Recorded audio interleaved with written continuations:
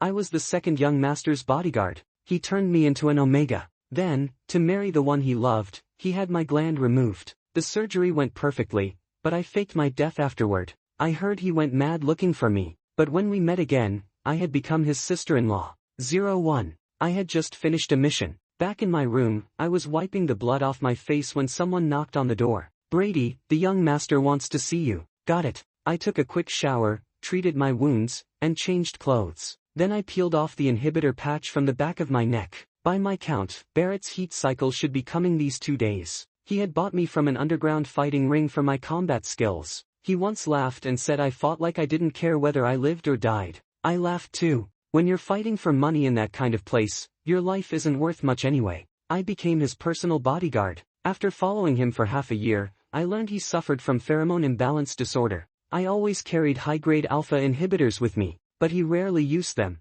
Most of the time, he used me instead. His sharp teeth would sink into the back of my neck again and again, tireless. And later, it wasn't just biting. Eventually, he'd press his forehead into my shoulder, whispering over and over how much it hurt. It hurt me too. Horse, I asked him what else he wanted me to do. He said he needed a highly compatible Omega's pheromones. That was when I truly witnessed the power of money. His family's research institute developed an artificial Omega gland with an extremely high compatibility rate. Everything was ready, except for one suitable candidate. Brady, would you be willing to become my Omega? I looked him straight in the eyes for the first time and smiled. Do I really have a choice, sir? He stroked my face. I won't shortchange you. Whatever you want, I'll give it to you. After 2 months of hellish procedures, I became the only Omega in Barrett's bodyguard team, and also the team's chief officer. But that position never meant much to me. I'd only entered the underground fights to pay for my grandmother's medical bills. Barrett solved that problem for me, and pulled me out of the darkness of that world.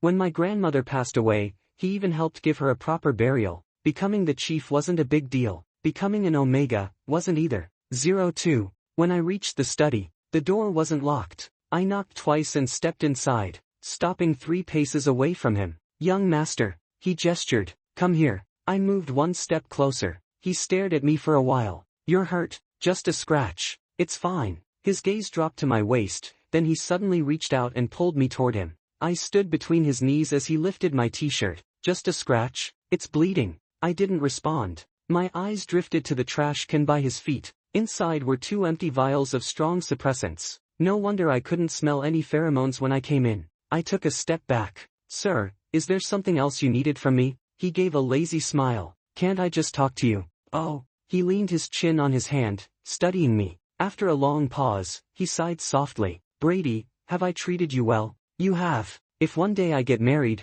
what will you do? I froze for a moment, then lowered my eyes. Congratulations, sir. Barrett laughed, stepped forward, and gripped my throat lightly. Are you sad? Tell me the truth. I hesitated before answering, a little. But even that little shouldn't exist. He had been good to me, yes, but never once said he liked me. He just saw through my feelings, that's all. His breath grew hot against my skin. Brady, you shouldn't like me. It would only make things complicated. I kept my head down, voice barely above a whisper. I'm sorry. Silence filled the room. Then he gave a quiet chuckle, and his hand slipped from my throat. He lifted my shirt again and pressed a healing patch onto my wound. I'll be busy tomorrow, he said casually. Take a few men and go to the airport for me. I looked up. He continued, my fiancé's arriving. I trust you to pick her up. For a second, the image of those 2 used suppressant vials flashed through my mind. No wonder. My throat felt dry. I coughed softly before answering.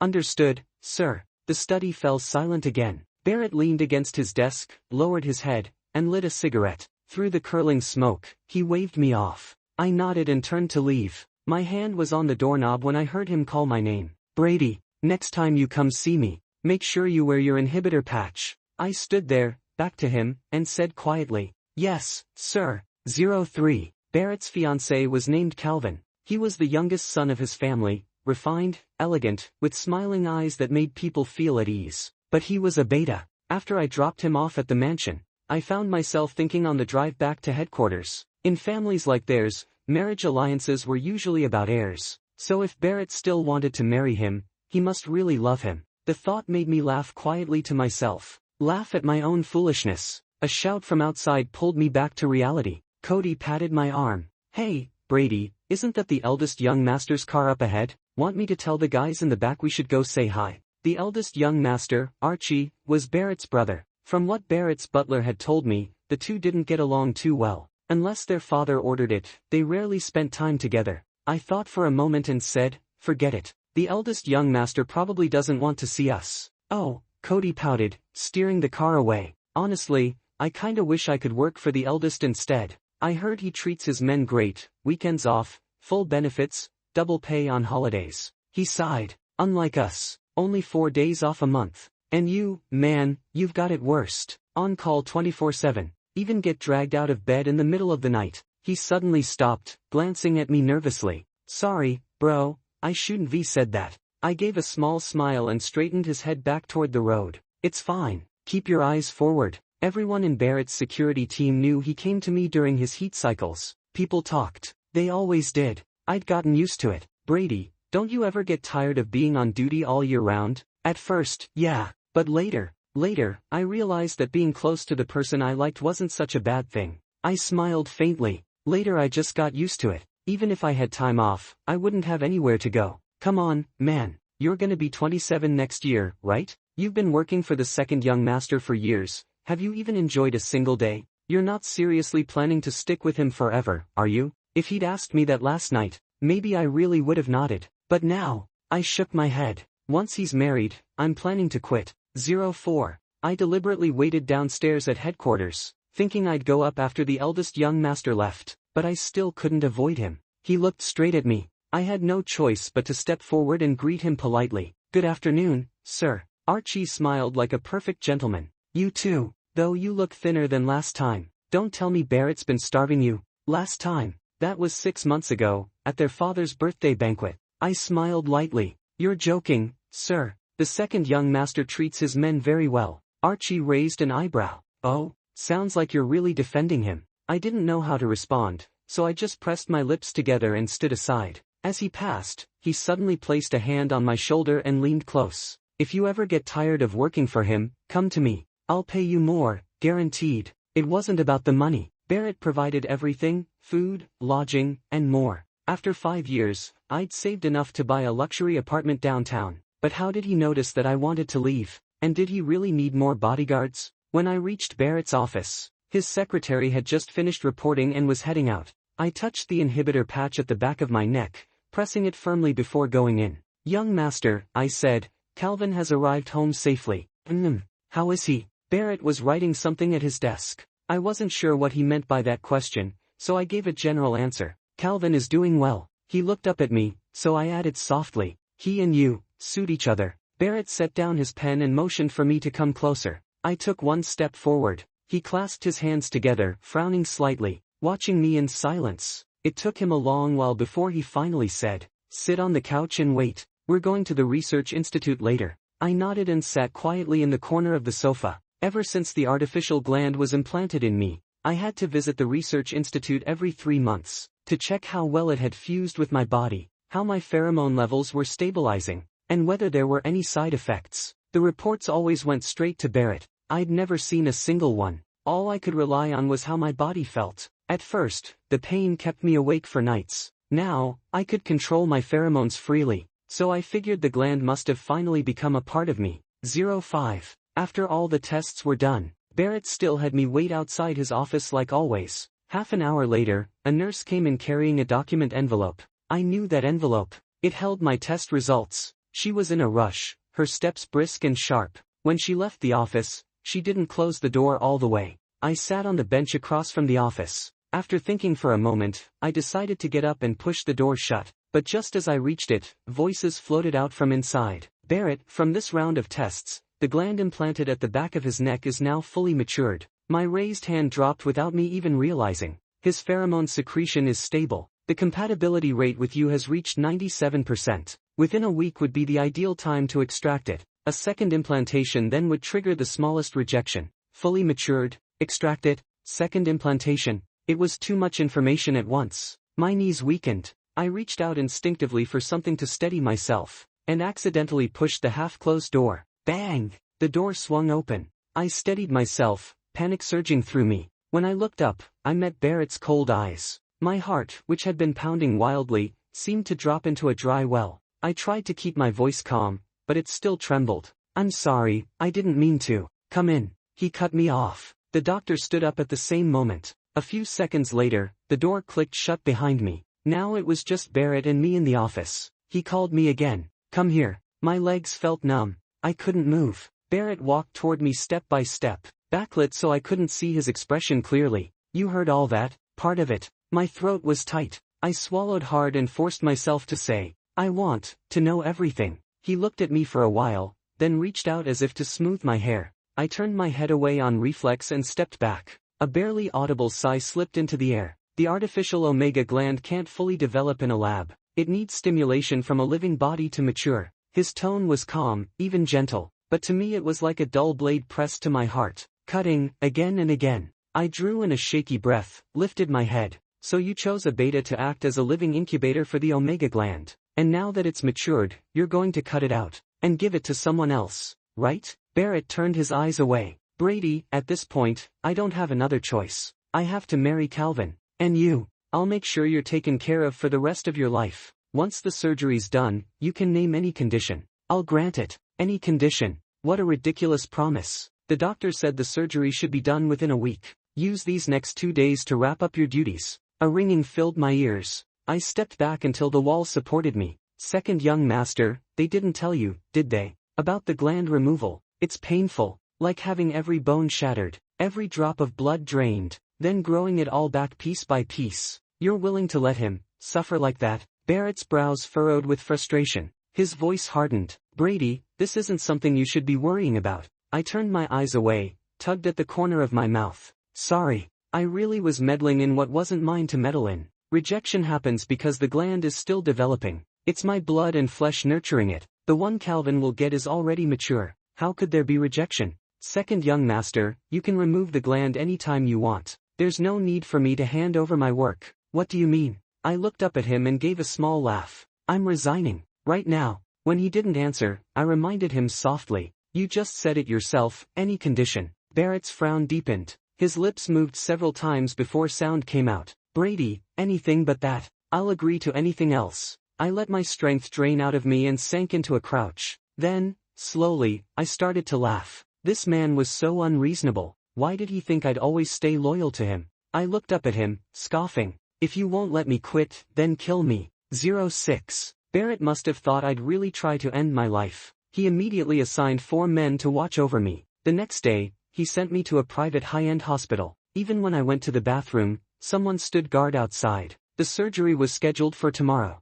Cody sneaked in to see me. He came through the door looking like he was about to cry. "Brady, let's run, please. You're getting poked with needles all the time. I can't stand watching this anymore." I handed him a few tissues to wipe his face. "Where would you take me?" He sniffled. To the eldest young master's place." So he liked the eldest that much? "Cody, you're not secretly working for the eldest, are you? What? Is it that obvious? Bro, do you really have to get that gland removed? Even a beta like me knows. Unless it's diseased, removing a gland wrecks the whole immune system. At best you'll lose years off your life. At worst," he choked. "At worst you could die. And even if the surgery succeeds, you'll probably be on meds forever." Second young master, what's he thinking? Is his heart made of garbage? "Don't cry, Cody. It's fine to have it removed. Once it's out, I can leave. I never had that gland to begin with. I was already living like I didn't care about my life. This just puts everything back to where it started. The bridge back to the bridge. The road back to the road.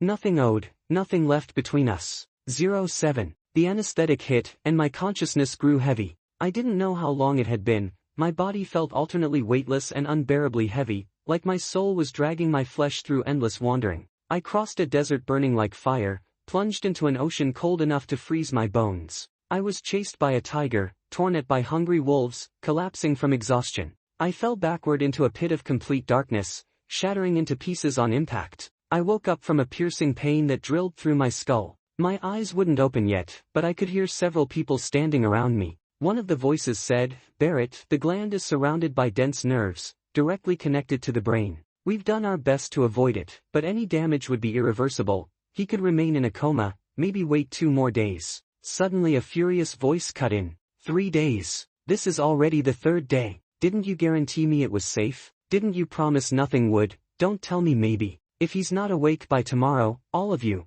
So loud. So rude. Once the people left, I had almost recovered. I forced my eyes open. There were tubes everywhere in my body. I tried moving a little. Footsteps approached the room. I quickly shut my eyes again, lying still. The footsteps stopped at my bedside. Stop pretending. I know you're awake. It wasn't the angry voice from before, and it wasn't the doctor either. I cracked my eyes open a little. He was huge, blocking all the light like a mountain. Excuse me, who are you? He stared at me in silence for a moment. Then he crouched down, leaning close enough for me to feel his breath. I'm your husband. I gave an awkward smile. Sir, you're pressing down on my tubes. He narrowed his eyes, his expression somewhere between a smile and a smirk. Not pretending anymore. I wasn't pretending. I really didn't remember just now. He paused, thinking. Memory problems? Maybe. My brain feels like an old TV stuck buffering. My memories are all flickering and broken. When I first saw you just now, it took me a while to process it. Then do you know why you're lying here?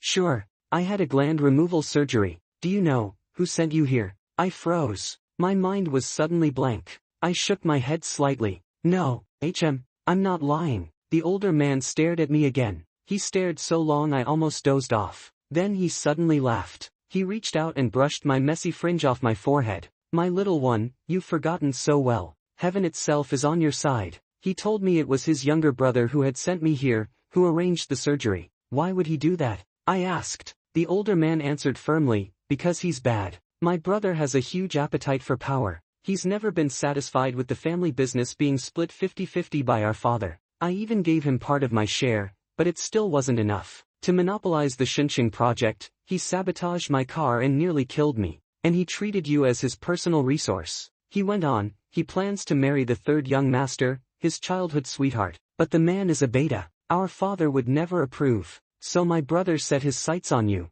He had your gland removed to implant it into his sweetheart. I understood, but something felt missing in his explanation. Sir, did I have any connection with your brother before? He was silent for a few seconds. His voice softened. You want the truth? Yes. He sighed. You used to be his personal bodyguard. And you liked him. I digested his words slowly and muttered. Then he really is awful. The older man chuckled. If he finds out you've woken up, he'll try to drag you back to work for him. Will you go? No. He's not worth it. What if he tries to force you back? The older man's fake troubled expression looked strangely funny. I smiled. Then I'll have no choice. But you definitely do. Please help me, sir. He relaxed, leaning back lazily. I'll help, but not for free. I understand. Aren't you afraid I'll sell you off? I evaluated my worth and asked softly, would you sell me at a loss? He froze for a moment, then laughed out loud. A clever one like you, my brother will regret losing you. Clever or not, it didn't matter. To him, I'd only ever been a bodyguard. Why would he regret anything? 08. The older master's plan was to fake my death so I could escape. He bribed the doctors and nurses checking on me. They tampered with the monitors connected to my body, creating the illusion that I was critically ill. The attending physician suggested transferring me to the city's second hospital, specializing in gland-related diseases. Meanwhile, the younger master threw a huge tantrum in my ward. I felt a little disgusted with myself. How had I ever liked someone with such a violent temper? On the day of the transfer, 3 vehicles were arranged. After leaving the street, the first car carrying the younger master caught fire. All the bodyguards immediately surrounded him. At that moment, Cody detonated the second car. Amid the towering flames and thick smoke, the medical staff helped me out of the third vehicle. A black car stopped right in front of me. The door opened, and a strong, muscular hand pulled me in. I instantly fell into a solid embrace. Before I could react, he lifted me by the waist, seating me on his lap. The older master straightened my clothes and smiled. The show's just beginning. Cheer up, darling. The black car had just reached the street corner when, bang! The third car exploded. I instinctively looked out the window, and saw it. The younger master kicked aside anyone blocking him, charging wildly into the raging inferno. The flames engulfed him instantly. I could almost hear his skin sizzling. Was it necessary? It was just one bodyguard dead. 09. The older master placed me in a 2-story house on the outskirts. He said the neighbors were all retired officials, safe, and a good environment. Cody had faked his death in the explosion as well. Now he was back at the older master's side, assigned to accompany me. I didn't really need him there. Most of the daytime I slept. When awake, I read. The older master came once. Cody reported that I had been staring at the preface of a book for a week. He cried while talking about it, pouting and saying I seemed foolish now. My reactions were much slower than before. The older master came over, took the book from my hands,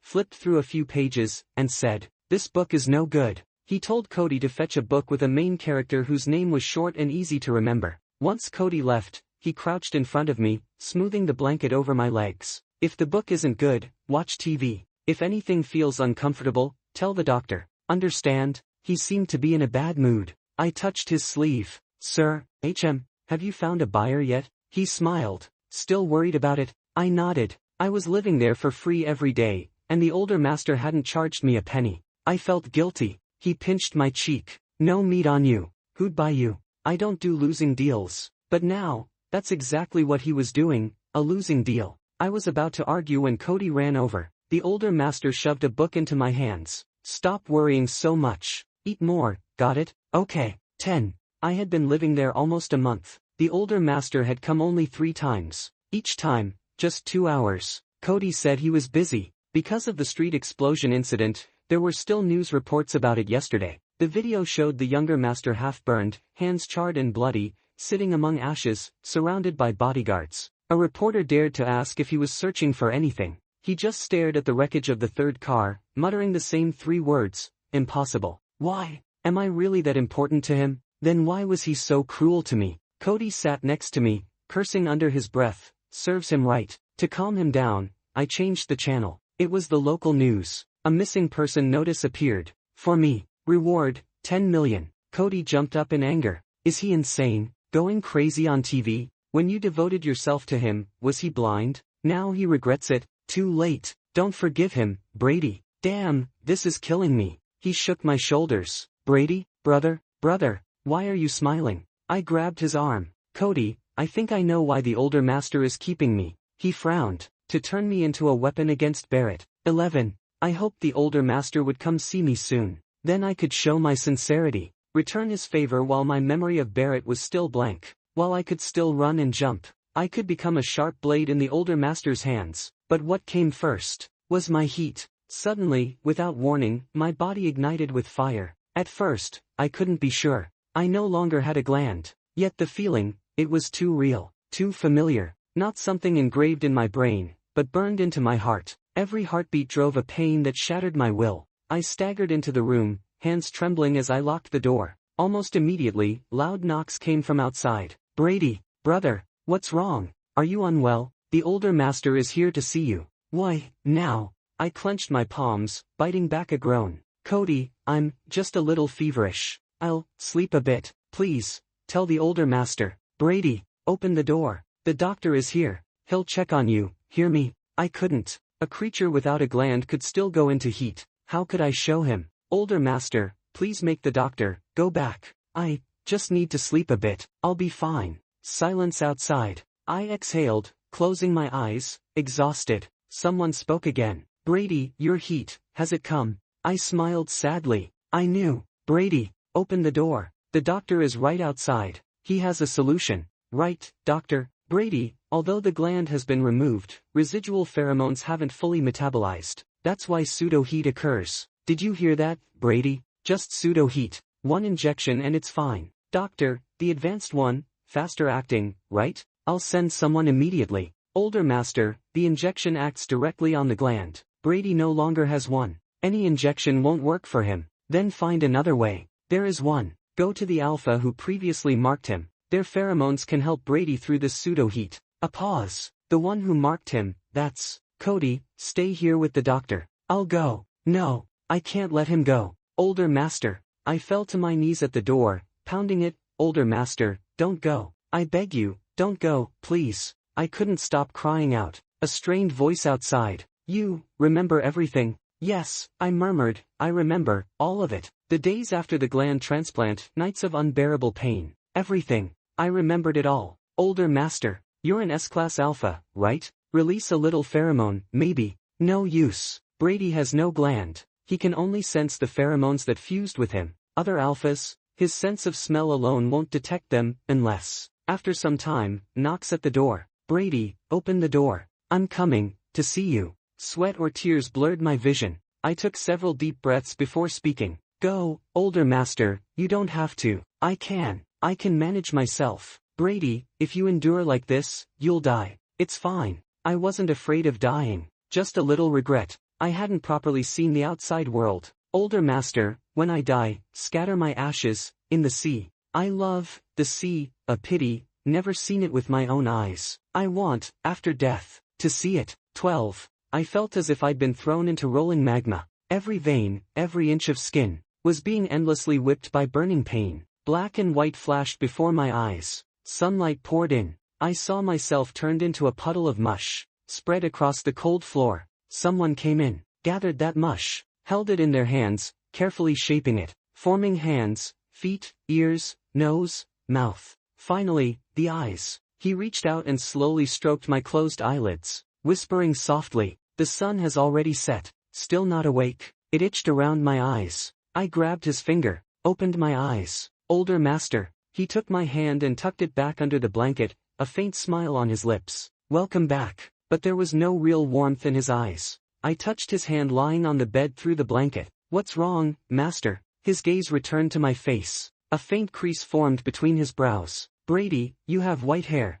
I froze. A lot. Not much, he said, pointing to my temples. But your black hair makes it stand out. That's fine. I smiled. Let's call it highlights. The older master didn't look happy. Just as I was thinking of saying something nice, he called me. Brady, what is it? I want to confess something to you. What? After the explosion, the younger master didn't believe you were gone and searched for you all over the city. He was not quite himself. So my plan was to use you to stab him in the back. And now, he lowered his head, voice quiet. I don't want to anymore. A brief silence. He lifted his eyes and looked at me. Slowly he said, I can't bear it. The opportunity was mine. I held back a smile, pretending to be frustrated. But master, I want to be your blade. 13. After the pseudo-heat ended, my physical strength gradually returned. Every day I dragged Cody along to train. He said I hadn't changed much, just thinner, a little whiter hair, a bit dazed. My punches were just as fast as before.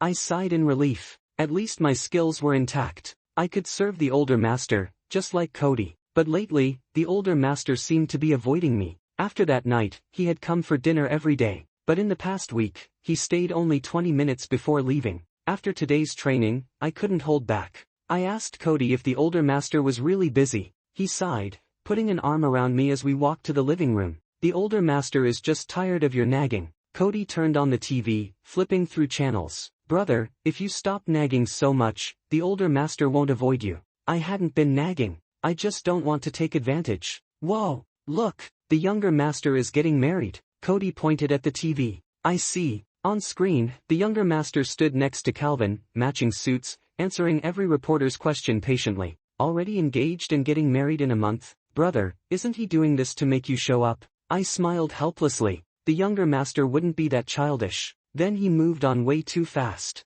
All that crazy searching for you was just so you'd bring him gifts. Ridiculous. Gifts? Not that I couldn't afford it. Seeing Cody get carried away cursing, I went to fetch him some water. Cody, what? Drink water, then send a message to the older master. Tell him I won't nag anymore. Ask him to stay for dinner tonight. 14. At dinner, the older master sat far away from me, as if afraid I'd nag him. I wasn't a goose, and I kept my word. After dinner, he and Cody went upstairs. I stayed in the living room a while, waiting for the herbal medicine that supposedly would turn my white hair back black. It was bitter, but Cody said the older master had specially arranged it. I drank it all at once. Before the older master left, I wanted to find him. I wandered upstairs and finally found him in the study. I stood at the door, trying to figure out how to speak. Suddenly, a faint sound. I turned, and a strong force dragged me inside, muffling my mouth. Reflexively, I tried to elbow him. Don't move. Phew, that was close. Sneaking around at midnight, you better confess. Lust or robbery? My mouth was still covered. How could I confess? Not saying. Then you're staying in tonight. Cody, lock the door. Cody bounced past me, grinning. A click. The older master dragged me to the sofa and finally released me. I rubbed my face. Older master, I need a favor. So direct? What else? Sit down and listen. Okay. He clicked his tongue. Negotiate with me from so far away. I gestured, just 2 people apart. The older master sat next to me, legs touching, arms nearly brushing. Never mind, business first. Older master, I want to go to the younger master's wedding. He stretched his arms, glanced at me. Reason? To bring a gift. Do I look that easy to fool? Not fooling you. When the younger master asked what I'd do if he married, I said I'd congratulate him. Integrity matters, right? He squinted, leaning closer. Really, nothing else? Also to tell him about resigning. I mentioned it before surgery, he didn't agree. I want to tell him in person. Finish what I start, right? Where do you get all this morality? From the books Cody gave me. The older master was silent. Frowning, he pinched my chin, turning me toward him. You don't hate him? I thought for a moment. No, hate is the parasite of love. I can't let the younger master trap my life. So I won't hate him. I'll forget him. Also from a book? Yes. The older master chuckled. What's in a book is one thing. Seeing him in front of you is another. Oh, so, can you take me? You? He muttered, frowned, stood, sighed, then sat back down. Fine, you can go. But, you must decide in what capacity. 15. What identity? What identity? You're already by my side. I picked one on a whim. Bodyguard? For whom? For you. The older master raised an eyebrow and smiled. Bodyguards can't attend the wedding. Then why even ask? Couldn't think of anything else. Please arrange it,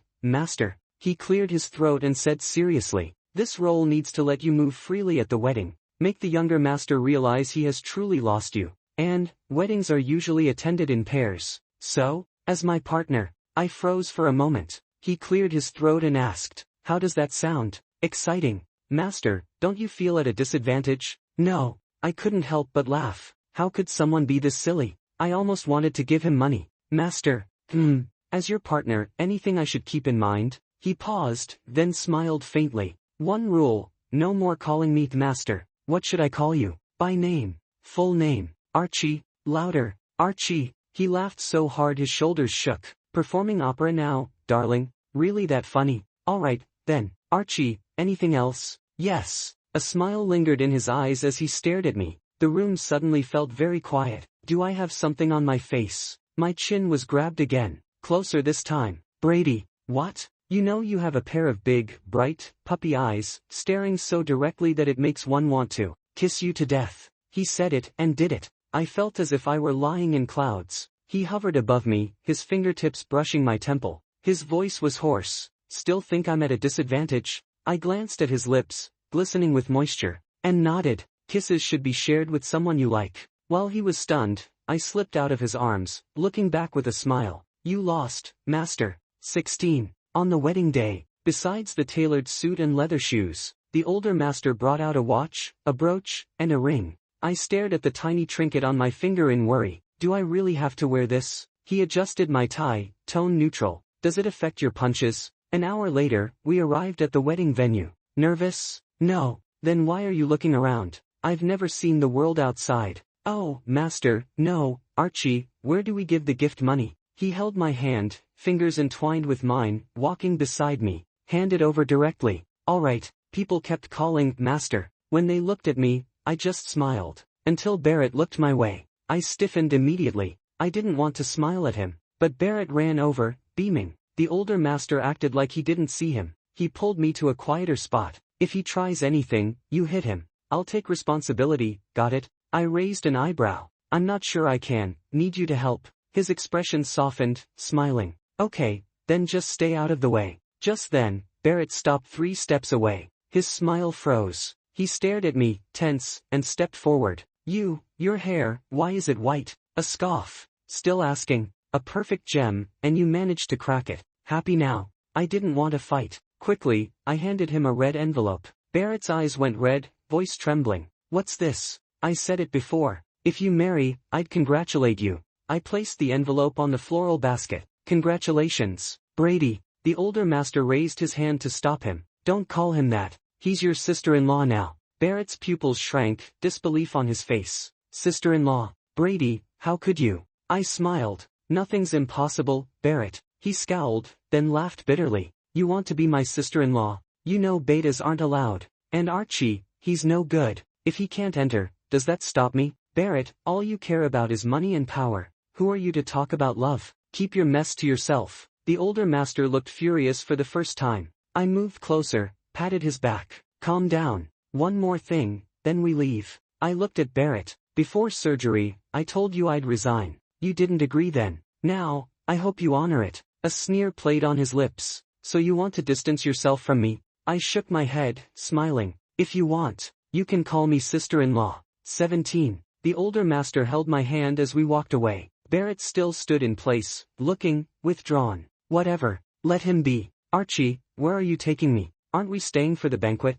I paid. Still thinking about eating? Haven't you noticed your temperature's rising? A bit hot, maybe the hull. He stopped, tilting his head. The hull's kept at 20 degrees Celsius. Your suit isn't lined. Think about why you're hot. After the last pseudo-heat episode, the older master had several specialists run a full checkup. Results showed 5% of my pheromones still remained in my blood. Chances were I'd experience another pseudo-heat. I sighed. Sorry, master, Brady, look at me. He cupped my face. You've done nothing wrong. Barrett is the bastard, understand? I nodded. This time won't be as bad as last time, but it won't feel good either. Barrett is just 200 meters away. I shook my head, holding his hand tightly. I don't need him. Master, can we go somewhere private? 18. The older master took me to a nearby hotel and booked a suite. I stayed inside the room. He waited outside the door. I promised not to lock it. If I didn't come out after 2 hours, he'd come in. It was already winter. Without the heater on, the room was still quite cold, but I didn't think it was cold enough, so I filled the bathtub with cold water, and sat in it. This time wasn't as bad as before, at least my mind was still clear. He called from outside a few times, and I could still manage to respond, but gradually, it started to feel as if I were soaking in boiling water. My breathing grew difficult. I didn't know how much time had passed. Then, it felt like the water was cooling down. Cooling down? How could it be cooling down? I slowly opened my eyes. For some reason, I felt happy. So happy that I almost cried. It was over. Suddenly, a gust of air brushed past my ear. A pair of warm hands pulled me out of the tub.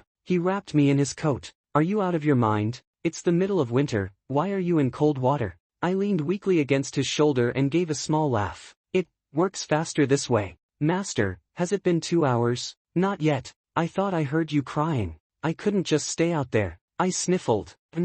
Not even 2 hours this time. Tears wouldn't stop falling. Master, do you think I did pretty well? His voice was low and heavy. You did incredibly well. Then maybe I won't ever have to go through this again. Warm drops fell onto my neck. Yes, he said quietly. It won't happen again. Never again. 19. He told me to soak in warm water this time, but I must have fallen asleep. When I woke up, I was already lying in bed, dressed in clean clothes. I wandered out of the bedroom and found him in the kitchen. He seemed to be cooking something. Just as I was about to ask, the doorbell rang. He looked up. Perfect timing. Go check who it is. I called someone to deliver new clothes. It should be them. I nodded and ran to open the door. Standing there was a familiar face, Barrett's secretary. He didn't look happy. Without a word, he handed me 2 glass tubes. I didn't take them. What's this? He glared at me. From Barrett. 2 vials of high-concentration pheromones, extracted from his system. He said you'd need them.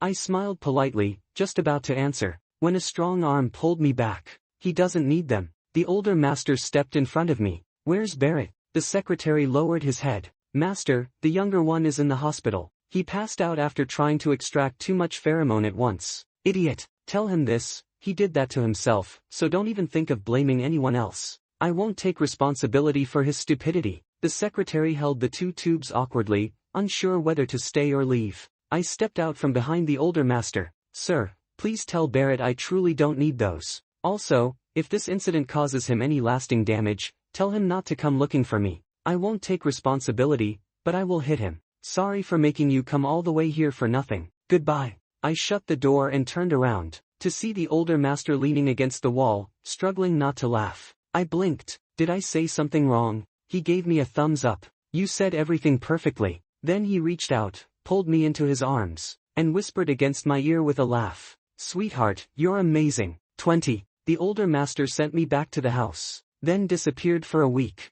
He said over the phone he had just taken over the new project in Xinjiang, and would be busy for a while. I lived like before, training every day with Cody, reading books, though it seemed the books in the study had all been replaced. I also watched TV sometimes. Cody loved TV, especially the local news. Lately, that channel had been full of Barrett's scandals. Lost and heartbroken at the wedding. Spent his wedding night in the hospital. Career setbacks, emotional breakdown. Cody said if the station didn't have Barrett, it would probably go bankrupt. I thought that was pretty accurate. Oh, I also started keeping fish recently. But once, I accidentally poured a bowl of herbal medicine into the pond. The next day, 2 fish had floated up. I felt guilty, and didn't eat fish for 2 weeks. Tonight, the older master called and asked why I wasn't eating fish lately. I said, I quit. Silence on the other end. Then, Brady, I checked the security footage. Alright then. I confessed. I'm atoning for it. He laughed for a long time. Tell you what,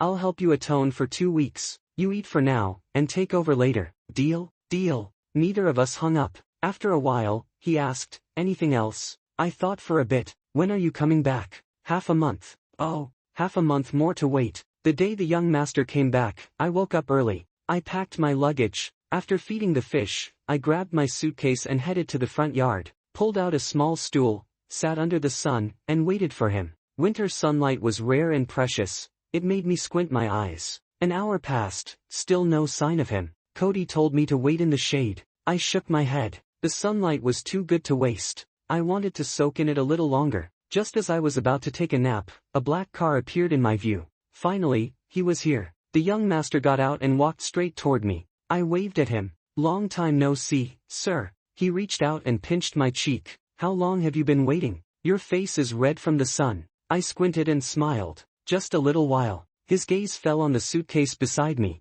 He didn't look surprised. You sure your body's fully recovered? I nodded. Yeah, I'm all good now. Except for the white hair, that probably wouldn't turn black again. Have you decided where to go? I shook my head. Not really. Just traveling. I'll go wherever the road takes me. He nodded. I took out the card I'd prepared and handed it to him. Thank you, sir. You've helped me so much these past months. I don't have much to offer, so, please accept this. He chuckled softly and took it. I secretly let out a breath of relief. Then he reached into his coat pocket and pulled something out. Spread it out in his hand. Fair trade. I've got something for you too. There were 3 things, a world travel guide, a visa, and a card. I took the first 2 without hesitation. He raised an eyebrow, smiling like he'd expected it. Then he placed a hand on my shoulder. I don't ask for much. Just send me a postcard from every place you visit. I lowered my head and flipped through the guidebook. The last page was marked with Shanghai City, a seaside town close to Shan City.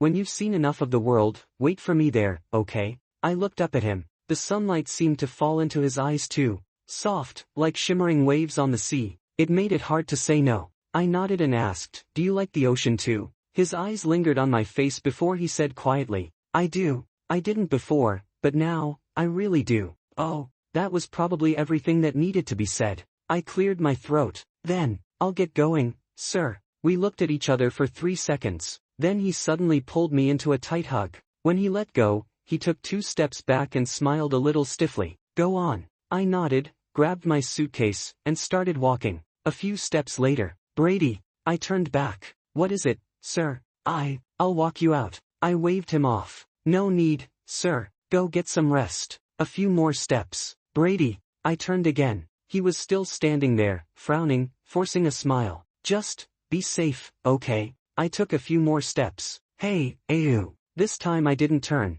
because he ran up to me. We faced each other in silence. Even the wind seemed to hold its breath. If you. We both stopped at the same time. I smiled faintly. You go first, sir. He lowered his eyes, his Adam's apple bobbing a few times before he said, if you ever feel lonely traveling alone, I could go with you. Oh. He rubbed his nose awkwardly. What were you about to say? Looking at the small crease between his brows, I said softly, I was going to ask, if you have time, would you come with me? He pulled me into another hug, tighter this time. I could even hear his heartbeat. I raised my hand and patted his back lightly, smiling. So, you'll come with me? He exhaled, then took my suitcase with one hand, my hand with the other. Wouldn't miss it for the world. I couldn't help but laugh quietly. Then I suddenly remembered something. Oh, right. Cody said he wanted to travel with me too. Maybe we could. No way. He's not coming, the young master said firmly. Why not? Because light bulbs aren't allowed through airport security. Ha, exactly. Wait a minute, something didn't sound right. But Cody's not bringing a light bulb. The young master slung an arm around my shoulders and pinched my cheek. No more buts, Ayu. Cody can't take long vacations. He can't go far. Why not? Because I won't approve his leave. Oh, too bad. I'll just bring him back some souvenirs then.